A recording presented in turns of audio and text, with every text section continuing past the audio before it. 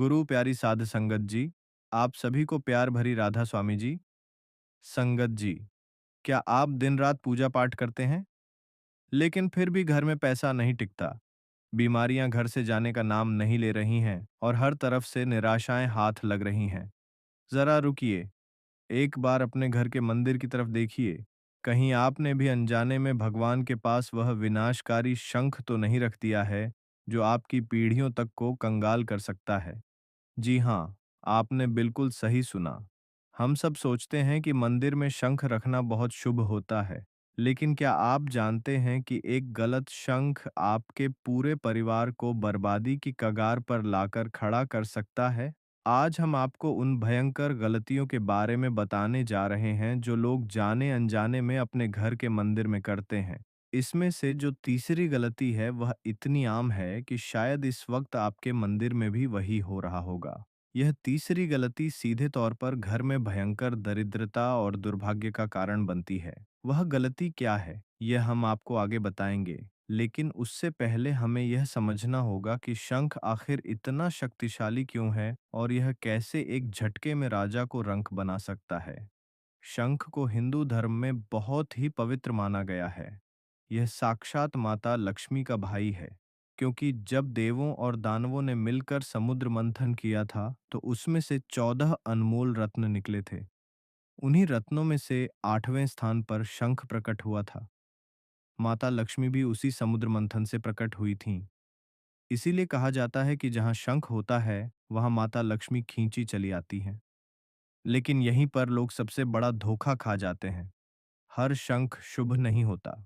कुछ शंख ऐसे होते हैं जो समुद्र के गहरे अंधेरे कोनों में नकारात्मक ऊर्जा को सोख कर बनते हैं। अगर ऐसा शंख आपके घर आ गया तो समझ लीजिए कि उल्टी गिनती शुरू हो गई।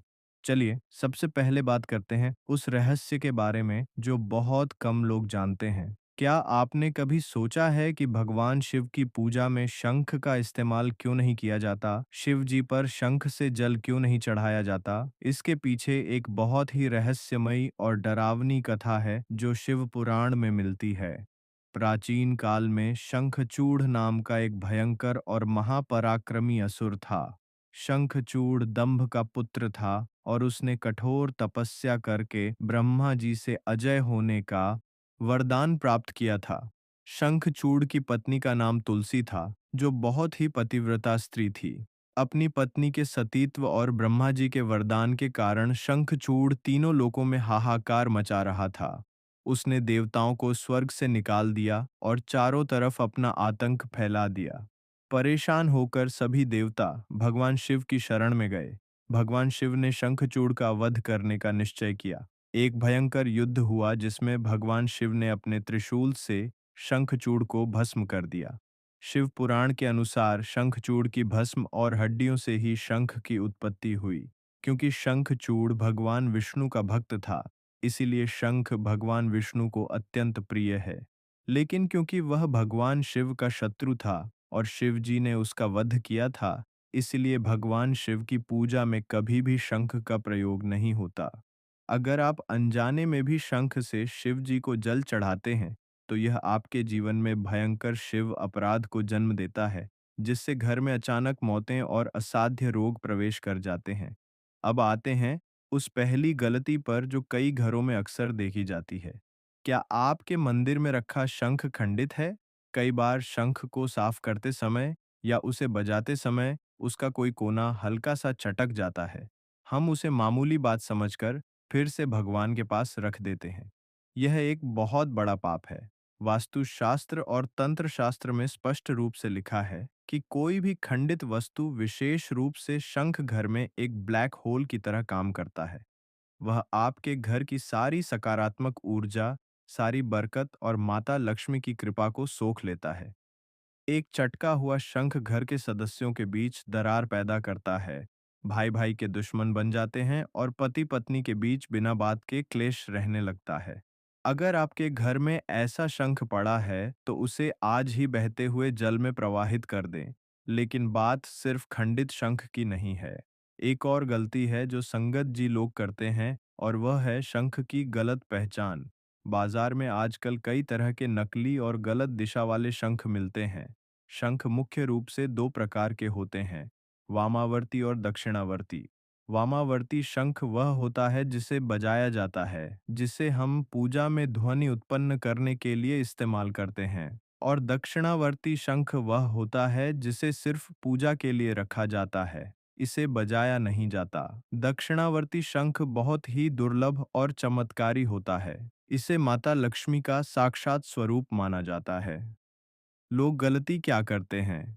वे बाजार से कोई भी शंख उठा लाते हैं और उसे दक्षिणावर्ती समझकर पूजने लगते हैं, या फिर जो शंख बजाने वाला होता है, उसी से भगवान को स्नान कराने लगते हैं। यह एक बहुत बड़ी तांत्रिक भूल है। शास्त्रों में स्पष्ट लिखा है कि जिस शंख को आप अपने मुंह से लगाते हैं, वह झूठा हो जाता है। उस झूठे शंख से कभी भी भगवान को जल नहीं चढ़ाना चाहिए और ना ही उससे भगवान को स्नान करना चाहिए। अगर आप ऐसा करते हैं, तो आप भगवान का घोर अपमान कर रहे हैं। इससे देवता रुष्ट हो जाते हैं, और जिस घर से देवता रुष्ट हो जाएं, वहां दरिद्रता को आने में समय नहीं लगता।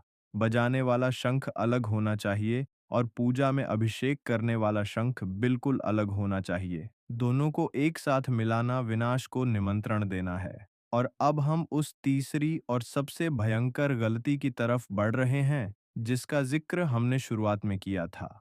यह वह गलती है जो देखने में बहुत सामान्य लगती है, लेकिन इसके परिणाम इतने घातक होते हैं कि इंसान को समझ ही नहीं आता कि उसके साथ क्या हो रहा है। व्यापार अचानक ठप हो जाता है, नौकरी छूट जाती है और घर में रखा हुआ पैसा पानी की तरह बहने लगता है। यह गलती शंख को रखने के तरीके से जुड़ी है। ध्यान से सुनिएगा, क्योंकि यह आपके घर की दिशा और दशा दोनों को बदल सकता है। वह तीसरी सबसे बड़ी गलती है मंदिर में दो शंख एक साथ रखना और शंख को खाली या उल्टा रखना। जी हाँ, कई घरों में देखा गया है कि लोग एक ही मंदिर में दो दो शंख सजाकर रख देते हैं। एक भगवान विष्णु की मूर्ति के पास और दूसरा माता लक्ष्मी के पास। यह वास्तु का सबसे भयंकर दोष है। शास्त्रों के अनुसार एक ही पूजा स्थल पर या एक ही मंदिर में कभी भी दो शंख नहीं रखने चाहिए। जब दो शंख एक साथ रखे जाते हैं, तो उनकी ऊर्जा आपस में टकराती है। यह ऊर्जा का टकराव घर के वातावरण में एक ऐसा तनाव पैदा करता है जिससे घर में हमेशा बेचैनी बनी रहती है। रातों की नींद उड़ जाती है और परिवार के सदस्यों में एक अजीब सा डर और चिंता घर कर जाती है। अगर आपके पास दो शंख हैं, तो एक शंख को किसी लाल कपड़े में बांधकर अपने घर की तिजोरी में या किसी पवित्र स्थान पर रख दें, लेकिन दोनों को एक साथ मंदिर में कभी ना रखें। इसके साथ ही शंख को रखने का तरीका भी बहुत महत्वपूर्ण है। शंख को कभी भी सीधा जमीन पर नहीं रखना चाहिए। शंख का स्थान हमेशा एक विशेष आसन पर होना चाहिए। आप तांबे, पीतल या चांदी के स्टैंड पर शंख को रख सकते हैं। इसके अलावा शंख को मंदिर में कभी भी खाली नहीं रखना चाहिए। यह सबसे अहम बात है। खाली शंख घर में खालीपन लाता है। यह तिजोरी को खाली करता है, अन्न के भंडार को खाली करता है। दक्षिणावर्ती शंख को हमेशा जल से भरकर रखना चाहिए, और जब भी आप सुबह पूजा करें, तो उस शंख के जल को पूरे घर में छिड़कें। ऐसा करने से घर की सारी नकारात्मक ऊर्जा, तंत्र मंत्र का प्रभाव और बुरी नज़र तुरंत नष्ट हो जाती है। यह जल एक सुरक्षा चक्र की तरह काम करता है, जो आपके घर को हर बुरी ताकत से बचाता है। एक बात और जो आपको हमेशा याद रखनी है, शंख का जो खुला हुआ हिस्सा होता है, वह हमेशा ऊपर की तरफ होना चाहिए और उसका नुकीला हिस्सा आपकी तरफ होना चाहिए। शंख को भगवान की तरफ मुंह करके कभी नहीं रखना चाहिए। शंख से निकलने वाली ऊर्जा बहुत तीव्र होती है। अगर आप उसे गलत दिशा में रखेंगे, तो वह ऊर्जा घर के सदस्यों को मानसिक रूप से बीमार कर सकती है। शंख को हमेशा सफेद या लाल कपड़े पर ही स्थापित करना चाहिए। शंख केवल एक पूजा की सामग्री नहीं है, एक जीता जागता ऊर्जा का स्रोत है। जब शंख बजाया जाता है, तो उससे जो ओम की ध्वनि निकलती है, वह घर के हर कोने में मौजूद बुरी आत्माओं और नकारात्मक शक्तियों को भस्म कर देती है। वैज्ञानिक भी मानते हैं कि शंख की ध्वनि से वातावरण में मौजूद कई हानिकारक बैक्टीरिया और वायरस मर जाते हैं। लेकिन यह तभी होगा जब आपके घर में सही शंख हो और उसे सही तरीके से रखा गया हो। अगर शंख गलत है तो वह फायदे की जगह ऐसा नुकसान करेगा जिसकी भरपाई कई पीढ़ियों तक नहीं हो पाएगी।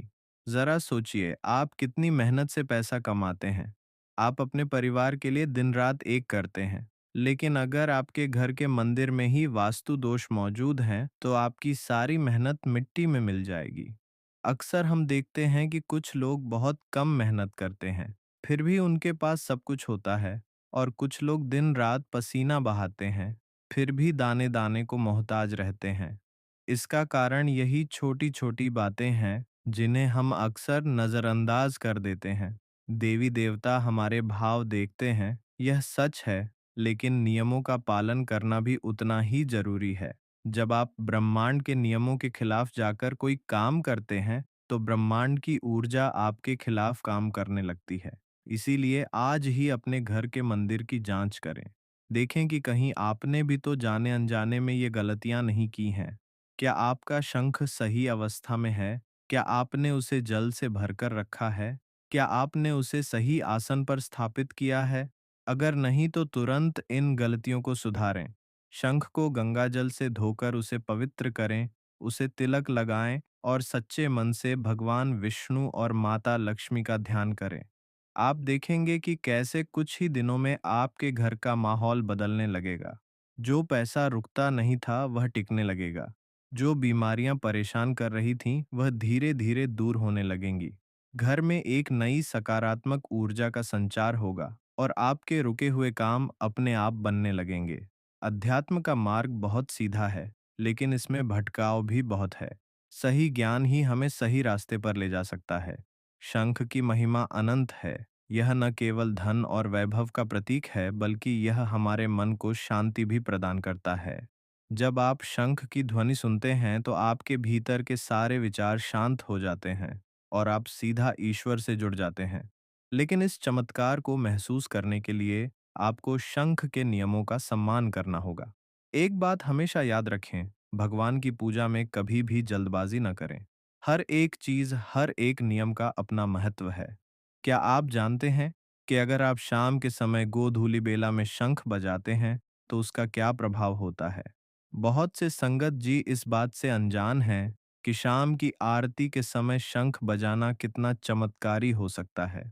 जब सूर्य ढल रहा होता है और रात का अंधेरा फैलने लगता है, वह समय नकारात्मक शक्तियों के हावी होने का होता है। उस समय जब आप शंखनाद करते हैं, तो उस ध्वनि की तरंगें पूरे घर को एक सुरक्षा कवच में लपेट लेती हैं। कोई भी बुरी शक्ति, कोई भी किया कराया या तंत्र बाधा उस घर में प्रवेश नहीं कर सकती। लेकिन यहाँ भी एक नियम है, शंख को कभी भी रात के समय नहीं बजाना चाहिए।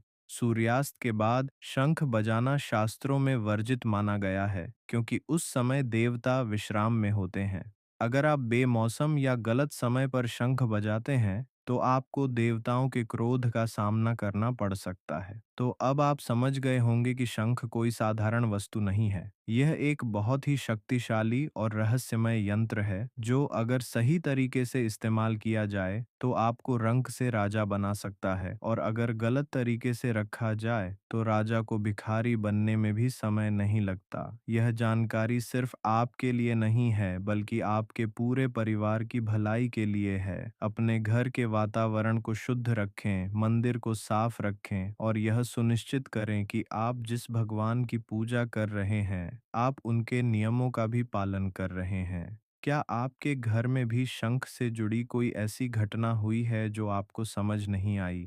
क्या आपको भी लगता है कि लाख कोशिशों के बाद भी घर में बरकत नहीं हो रही है? अगर हाँ, तो हो सकता है कि इसका कारण आपके मंदिर में ही छिपा हो। आज ही अपने मंदिर की व्यवस्था को सही करें। भगवान कभी किसी का बुरा नहीं चाहते। हम खुद अपनी अज्ञानता से अपना नुकसान कर बैठते हैं। सही ज्ञान को अपनाएं और अपने जीवन को सुख और समृद्धि से भर दें। क्या आप चाहेंगे कि हम वास्तुशास्त्र और मंदिर के नियमों से जुड़े ऐसे ही और भी गहरे और अनसुने रहस्य आपके सामने लेकर आएं, जो आपके जीवन की हर परेशानी को जड़ से खत्म कर सकते हैं? संगत जी, अगर आप हमारे राधा स्वामी शब्द चैनल पर नए हैं तो हमारे चैनल को सब्सक्राइब ज़रूर करें और कमेंट बॉक्स में राधा स्वामी जी लिखकर यह ज़रूर बताएं कि यह आपको जानकारी कैसी लगी। अगली वीडियो में फिर मिलेंगे, तब तक के लिए राधा स्वामी जी।